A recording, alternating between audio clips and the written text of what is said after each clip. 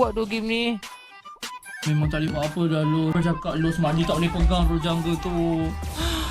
Mak Di tolonglah Mak Di. Dah lah Mak Di, 3 game Mak Di, 3 game Mak Di. Straight 3 game Mak Di. Bagilah kesian sikit kat muka kita orang Mak Di. Kalau kita orang dapat share ke apa daripada kau, okey Mak Di. Tapi tak dapat apa Mak Di. Menyawa.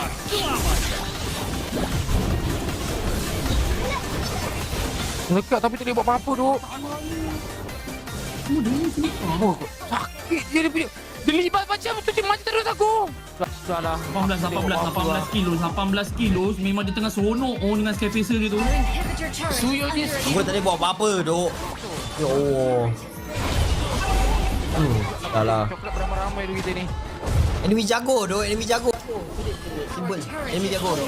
10 dari Zarf. Doakan esok saya N-Bat 08 mendapat Oh, the best, result Zarf, cemerlang Belo. Zaf, all the best Zaf. All the best Zaf. Mak Di, tolong Mak Di. Mak Di, aku sayang kau Mak Di. Dah rasa sayang tu aku repot dengan Mak Di. Masalahnya kita coklat ramai-ramai tu. Aku pun coklat tu ni. Tak boleh buat apa-apa dah kita semua berdamage tu. Papi tu pun sabarlah, duk. Dia tak bagi sama. Tak apalah, sabar. Kita move on Okey, dah habis. Sini.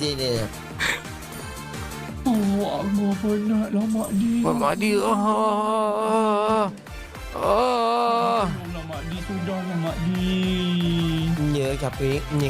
Kau tengok Los. Dia tak ada rasa sebesar. Dia tak ada rasa bersalah. Dia tempat punya lagi Los. Dia tempat punya lagi Los. dia boleh buat. Kau tahu tak masa dia main Fanny tu dia tengah makan. Kau macam tak tahu je. Selalunya macam tu big. Tak main Fanny combo dia pergi. Tak main Fanny combo dia pergi ambil makanan. Time tu lah. Member tu struggle ni. Berbulan-bulan.